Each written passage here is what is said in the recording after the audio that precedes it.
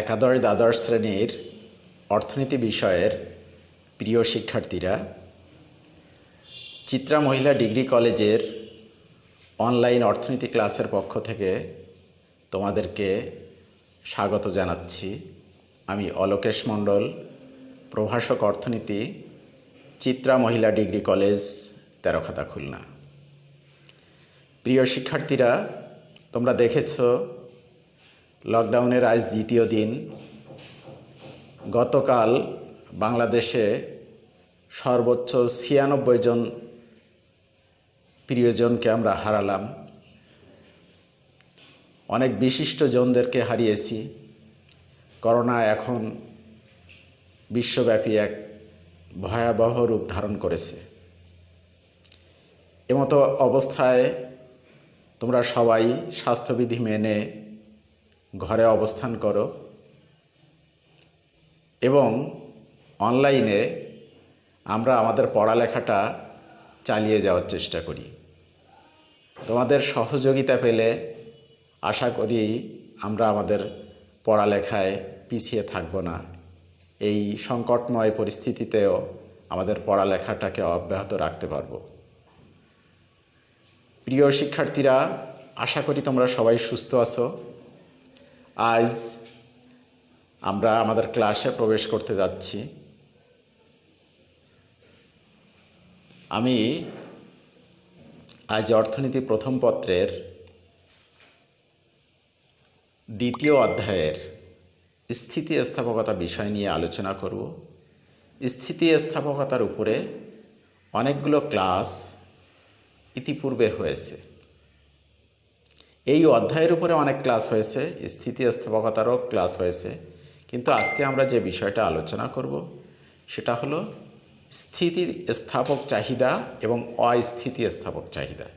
স্থিতিস্থাপক চাহিদা এবং অস্থিতিস্থাপক চাহিদার ধারণা, ব্যাখ্যা, এদের মধ্যে পার্থক্য, চিত্রের মাধ্যমে বিষয়টা বিশ্লেষণ করা এবং তার পরবর্তীতে সম্ভব হলে আমরা পড়ব EP greater than 1, EP less than 1, EP equal to 0, EP equal to infinity ইত্যাদি ব্যাখ্যা প্রদান। এখন আমরা স্থিতিস্থাপক চাহিদা ব্যাখ্যার পূর্বে আমরা চাহিদা অপেক্ষকটা লিখছি QD equal to function of PX, PS, PC, Y, T dot dot dot ইত্যাদি। আমরা লিখলাম QD equal to function of PX, PS, PC, Y, T dot dot dot ইত্যাদি। এখান থেকে আমরা অন্যান্য অবস্থা অপরিবর্তিত ধরে নিচ্ছি।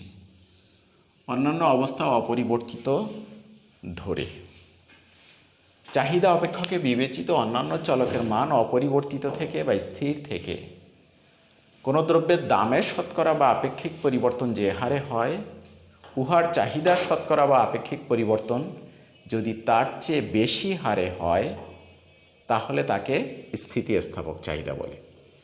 চাহিদা অপেক্ষকে বিবেচিত অন্যান্য চলকের মান অপরিবর্তিত থেকে বা স্থির থেকে কোনো দ্রব্যের দামের শতকরা বা আপেক্ষিক পরিবর্তন বা দামের পরিবর্তন যে হারে হয়, উহার চাহিদার পরিবর্তন যদি তার চেয়ে বেশি হারে হয় তাহলে তাকে স্থিতিস্থাপক চাহিদা বলে।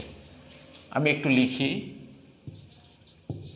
চাহিদা অপেক্ষকে বিবেচিত অন্যান্য চলকের মান অপরিবর্তিত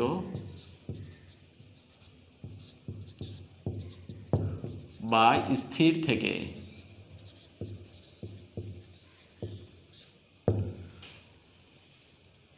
কোনো দ্রব্যের দাম যে হারে পরিবর্তিত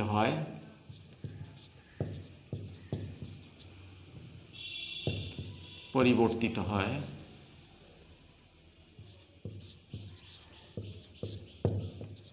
হয় উহার চাহিদার পরিমাণ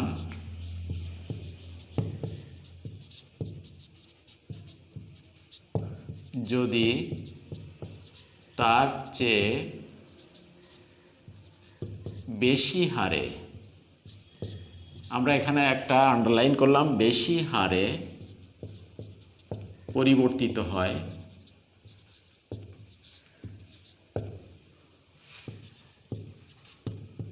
তাকে স্থিতিস্থাপক চাহিদা বলে।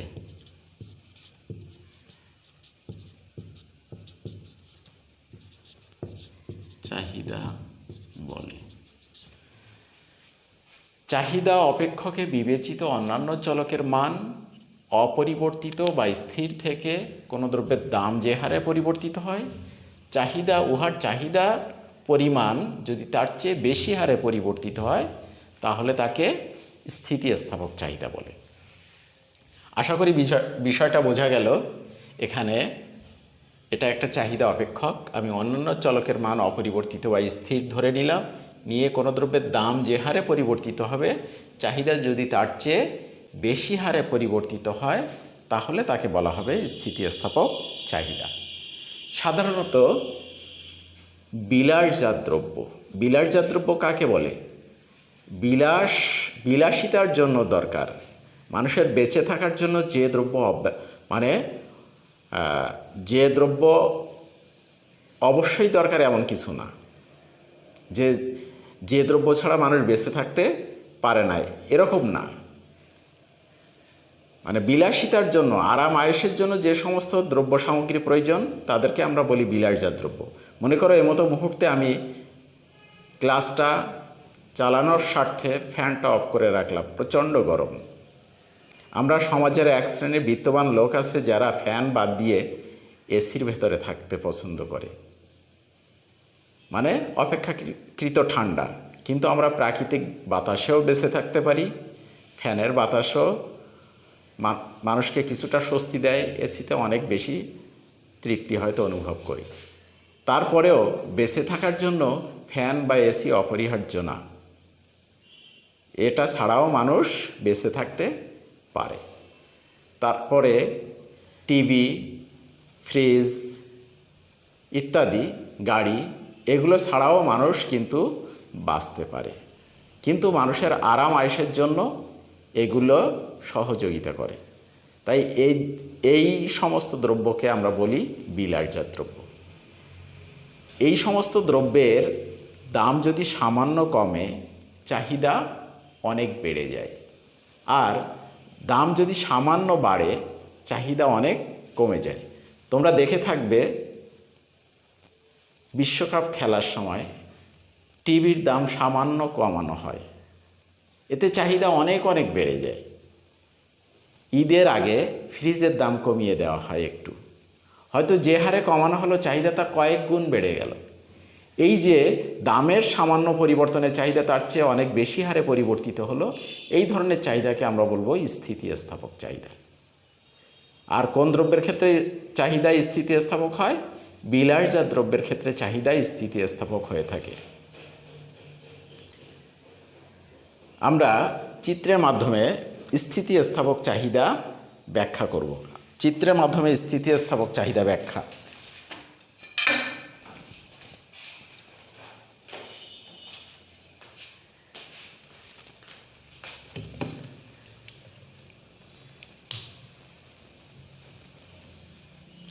চিত্রে লম্ব অক্ষে দাম,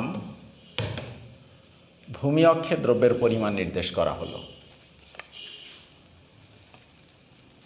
লম্ব অক্ষে দাম, ভূমি অক্ষে দ্রব্যের পরিমাণ নির্দেশ করা হলো। এবি একটা চাহিদা রেখা, আমি ধরে নিলাম এবি একটা চাহিদা রেখা। দ্রব্যের দাম যখন ওপি নট, খেয়াল করো, দ্রব্যের দাম যখন, আমি এভাবে লিখলাম, দ্রব্যের দাম যখন ওপি নট, তখন চাহিদার পরিমাণ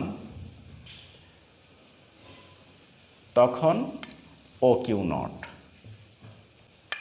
দাম কমে দাম কমে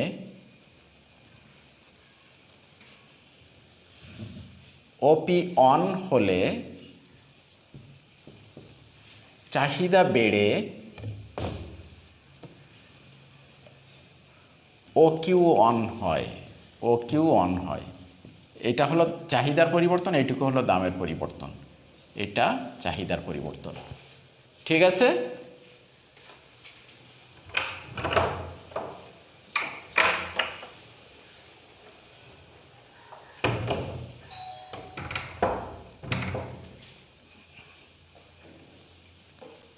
এখানে আমরা দেখতে পেলাম কি, চিত্রে লম্ব অক্ষে দ্রব্যের দাম, ভূমি অক্ষে দ্রব্যের পরিমাণ নির্দেশ করা হলো এবি চাহিদা রেখা। দ্রব্যের দাম যখন ওপি নট, তখন চাহিদার পরিমাণ ও কিউ নট, চাহিদার পরিমাণ তখন ও কিউ নট। দ্রব্যের দাম ওপি নট থেকে কমে ওপি অন হলে চাহিদা ও কিউ নট থেকে বেড়ে ও কিউ অন হয়, অর্থাৎ চাহিদা কিউ নট কিউ অন পরিমাণ বেড়ে যায়। আমরা চিত্র থেকে দেখতে পেলাম এখানে দাম যে হারে পরিবর্তিত হয়েছে, দাম পরিবর্তিত হয়েছে এইটুকু, কিন্তু চাহিদার পরিবর্তনটা অনেকটা বেশি। এখানে দাম যে হারে পরিবর্তিত হয়েছে, চাহিদা তার চেয়ে বেশি হারে পরিবর্তিত হওয়ায় এটি স্থিতিস্থাপক চাহিদা নির্দেশ করে। বোঝা গেল? এখানে দাম যে হারে পরিবর্তিত হয়েছে, চাহিদা তার চেয়ে বেশি হারে পরিবর্তিত হওয়ায় এটি স্থিতিস্থাপক চাহিদা নির্দেশ করে। আর স্থিতিস্থাপক চাহিদার ক্ষেত্রে সাধারণত ইপি গ্রেটার দ্যান অন হয়। স্থিতিস্থাপক চাহিদার ক্ষেত্রে সাধারণত ইপি গ্রেটার দ্যান অন হয়। আমরা অস্থিতিস্থাপক চাহিদাটা ব্যাখ্যা করি এবার। এখানে খেয়াল করে দেখো, স্থিতিস্থাপক চাহিদার আমরা চিত্র আঁকলাম। অস্থিতিস্থাপক চাহিদার চিত্রটা কি? এখানে সব কিছু লেখা একই আছে, আমি বেশির জায়গায় কম, এখানে ছিল স্থিতিস্থাপক চাহিদা, এবার আমরা লিখব অস্থিতিস্থাপক চাহিদা, অস্থিতিস্থাপক চাহিদা। ঠিক আছে? আগে যেটা করেছিলাম সেটা হলো স্থিতিস্থাপক চাহিদা, এবার লিখছি অস্থিতিস্থাপক চাহিদা। এই বেশির জায়গায় শুধু কম লিখে দেব, বেশির জায়গায় কম। এই এবার আমরা সংজ্ঞাটা দেখি। চাহিদা অপেক্ষকে বিবেচিত অন্যান্য চলকের মান অপরিবর্তিত বা স্থির থেকে কোনো দ্রব্যের দাম যে হারে পরিবর্তিত হয়, উহার চাহিদার পরিমাণ যদি তার চেয়ে কম হারে পরিবর্তিত হয়, তাহলে তাকে অস্থিতিস্থাপক চাহিদা বলে। তাহলে দাম যে হারে পরিবর্তিত হলো, চাহিদার পরিমাণ যদি তার চেয়ে কম হারে পরিবর্তিত হয়, তাহলে তাকে অস্থিতিস্থাপক চাহিদা বলে। সাধারণত নিত্য প্রয়োজনীয় দ্রব্যের চাহিদা অস্থিতিস্থাপক হয়ে থাকে। নিত্য প্রয়োজনীয়, যা প্রতিদিন লাগে। আমরা জানি কি, কোনো দ্রব্যের দাম কমলে চাহিদা বাড়ে, আর দাম বাড়লে চাহিদা কমে। ধরে নাও বাজারে লবণের দাম অনেক কমে গেল, তাহলে মানুষের চাহিদা কি বেড়ে যাবে? লবণ কি মানুষ বেশি খাবে? আবার লবণের দাম অনেক বেড়ে গেল, চাহিদা কি কমে যাবে? মানে মানুষ লবণ কি কম খাবে? হয়তো কোনোটাই হবে না, কারণ এই পরিমাণটা একটা নির্দিষ্ট মাত্রায় ব্যবহার হয়। মানুষের প্রয়োজন যতটুকু, ততটুকু লবণ সে কিনবে। দাম বেশি হলেও কিনবে, কম হলেও কিনবে, তাই তো? এই দামের পরিবর্তন এই চাহিদার উপরে আদৌ কোনো প্রভাব ফেলে না। কিন্তু কিছু কিছু নিত্য প্রয়োজনীয় দ্রব্যের দাম চাহিদাকে সামান্য পরিবর্তন করতে পারে, যেমন চাল, ডাল, আটা, ময়দা। দামের পরিবর্তন সত্ত্বেও, মানে দাম যে হারে পরিবর্তিত হয়, চাহিদা তার চেয়ে কম হারে পরিবর্তিত হয়। দাম যে হারে পরিবর্তিত হয়, চাহিদা যদি তার চেয়ে কম হারে পরিবর্তিত হয়, তাহলে তাকে কি বলা হবে? তাহলে তাকে বলা হবে অস্থিতিস্থাপক চাহিদা।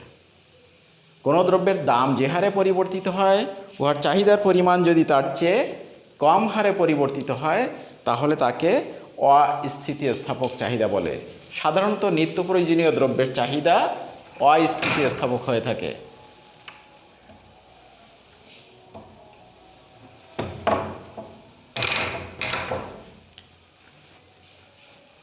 তাহলে সাধারণত নিত্য প্রয়োজনীয় দ্রব্যের চাহিদা ও স্থিতিস্থাপক হয়ে থাকে।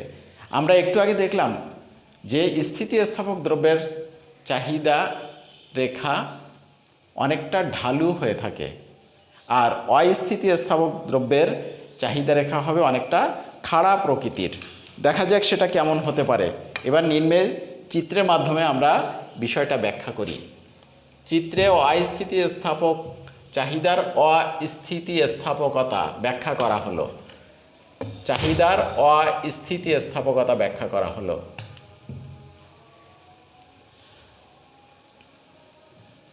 চিত্রে লম্ব অক্ষে দ্রব্যের দাম, ভূমি অক্ষে দ্রব্যের পরিমাণ নির্দেশ করা হলো। লম্ব অক্ষে দ্রব্যের দাম আর ভূমি অক্ষে দ্রব্যের পরিমাণ নির্দেশ করা হলো। এবি হলো চাহিদা রেখা, এবি চাহিদা রেখা।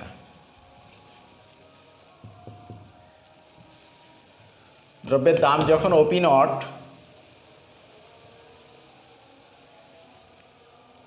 দ্রব্যের দাম যখন ওপি নট,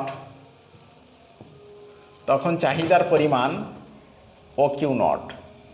দাম যখন ওপি নট তখন চাহিদার পরিমাণ ও কিউ নট।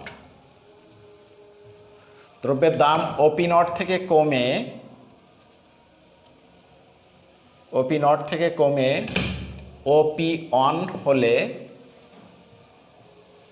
চাহিদা ও কিউ নট থেকে বেড়ে ও কিউ অন হয়। এখানে দেখো, দাম যখন ওপি নট, ও পি নট, তখন চাহিদার পরিমাণ ও কিউ নট।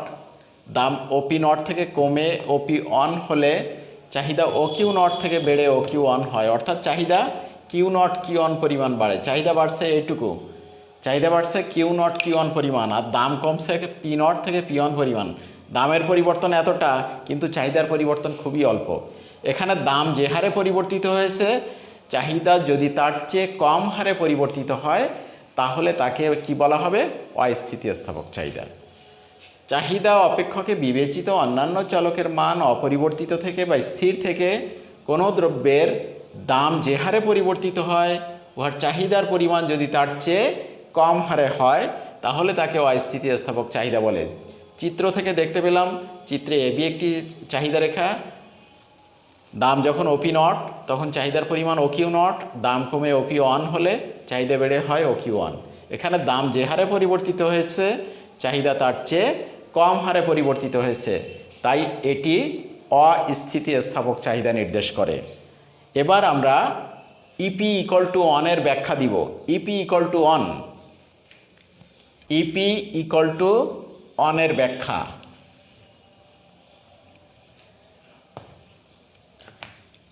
না, ইপি গ্রেটার দ্যান অনটাই আমরা করে নিই। ইপি গ্রেটার দ্যান অনের ব্যাখ্যা, ইপি গ্রেটার দ্যান অন এর ব্যাখ্যা। ইপি গ্রেটার দ্যান অনের ব্যাখ্যা। চাহিদা অপেক্ষকে বিবেচিত অন্যান্য চলকের মান অপরিবর্তিত থেকে বা স্থির থেকে কোনো দ্রব্যের দাম যে হারে পরিবর্তিত হয়, উহার চাহিদার পরিমাণ যদি তার চেয়ে বেশি হারে, তার চেয়ে বেশি হারে মানে স্থিতিস্থাপক, আমরা স্থিতিস্থাপক চাহিদা যা বলছি তার চেয়ে বেশি হারে পরিবর্তিত হয়, তাহলে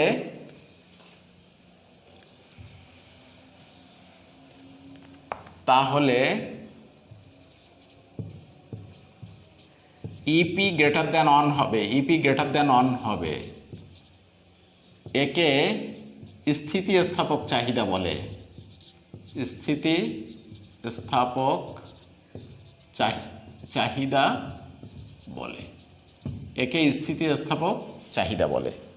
খেয়াল করে দেখো, চাহিদা অপেক্ষকে বিবেচিত অন্যান্য চলকের মান অপরিবর্তিত বা স্থির থেকে কোনো দ্রব্যের দাম যে হারে পরিবর্তিত হয়, উহার চাহিদা যদি তার চেয়ে বেশি হারে পরিবর্তিত হয় তাহলে ইপি গ্রেটার দ্যান অন হবে।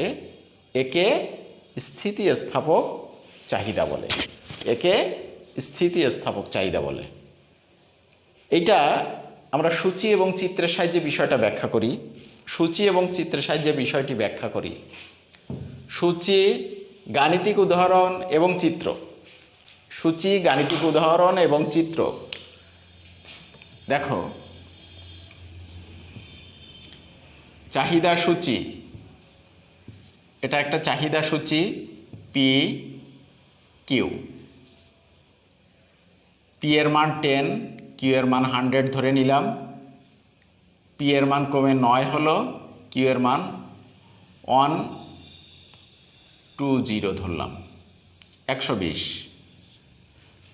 ঠিক আছে, এখানে আমরা কি দেখতে পেলাম? পি এর মান যখন 10, কিউ এর মান 100, পি এর মান যখন কমে 9 হলো, কিউ এর মান হলো 110। আমরা জানি EP equal to del Q by del P into P by Q. এখানে একটা মাইনাস সাইন দিয়ে সাইডে লিখে দিলাম মার্শালীয় সূত্র। ঠিক আছে, এবার এখানে ডেল কিউ ইকুয়াল টু কত? 100 মাইনাস 120 ইকুয়াল টু -20। চাহিদার পরিবর্তন, দামের পরিবর্তন, ডেল পি ইকুয়াল টু কত? Del P equal to 10 minus 9 equal to 1। প্রাথমিক দাম পি ইকুয়াল টু 10 আর কিউ ইকুয়াল টু কত? Q equal to 100। খেয়াল করে দেখো, এখানে চাহিদার পরিবর্তন del Q equal to 100 minus 120 equal to -20, P equal to 10 minus 9 equal to 1, আবার ডেল পি ইকুয়াল টু, আর শুধু পি ইকুয়াল টু 10 প্রাথমিক দাম, আর কিউ ইকুয়াল টু প্রাথমিক পরিমাণ ইকুয়াল টু 100। এখন স্থিতিস্থাপকতার সূত্রে যদি মান বসানো হয়, অতএব EP equal to del Q minus -20 by এটা 1 ইন্টু 10 বাই 100, তাহলে 200 বাই 100 ইকুয়াল টু 2। অতএব ইপি গ্রেটার দ্যান 1। আমরা দেখতে পেলাম ইপি গ্রেটার দ্যান 1। এখান থেকে দেখা গেল কি? EP equal to -20 by 1 into 10 by 100, তাহলে 200 বাই 100 ইকুয়াল টু 2। আর 2 অর্থ কি?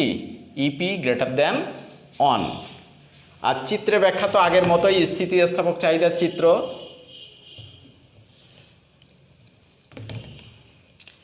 স্থিতিস্থাপক চাহিদার যে চিত্র ছিল সেটাই।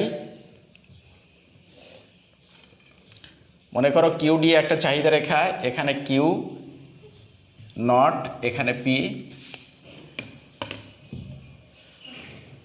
দ্রব্যের দাম যখন 10 টাকা ধরে নিচ্ছি, দ্রব্যের দাম যখন 10 টাকা, তখন চাহিদার পরিমাণে 100 একক। 100 একক দাম যখন 10 টাকা, তখন চাহিদার পরিমাণ 100 একক। দাম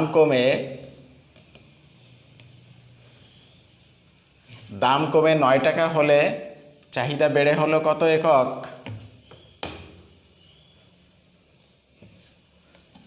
120 একক। এখানে আমরা দেখতে পাচ্ছি এখানে দাম যে হারে পরিবর্তিত হয়েছে, চাহিদার পরিমাণ তার চেয়ে বেশি হারে পরিবর্তিত হয়েছে।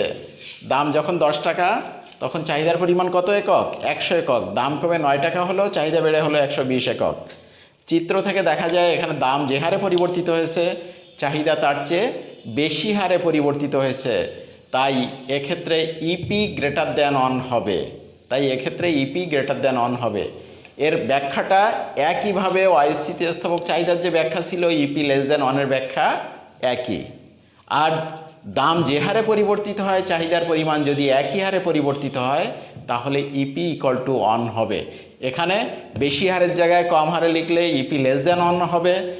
আর যে হারে পরিবর্তিত হয়, চাহিদার পরিমাণ যদি একই হারে পরিবর্তিত হয়, তাহলে ইপি ইকুয়াল টু 1 হবে। এটা যে হারে হয়, চাহিদার পরিমাণ যদি একই হারে হয়, তাহলে ইপি ইকুয়াল টু 1 হবে। দাম যে হারে পরিবর্তিত হয়, চাহিদা যদি তার চেয়ে বেশি হারে পরিবর্তিত হয়, তাহলে ইপি গ্রেটার দ্যান 1 হবে। আর দাম যে হারে পরিবর্তিত হয়, চাহিদা যদি তার চেয়ে কম হারে পরিবর্তিত হয়, তাহলে ইপি লেস দ্যান 1 হবে। যাই হোক, আজকে আমাদের ক্লাস এখানে আমরা শেষ করতে চাচ্ছি। অনলাইনে সবাই সঙ্গে থাকার জন্য অনেক অনেক ধন্যবাদ, এবং সবাই স্বাস্থ্যবিধি মেনে সুন্দর থাকো, এই শুভকামনা নিয়ে আজকে ক্লাস আমি এখানেই শেষ করছি।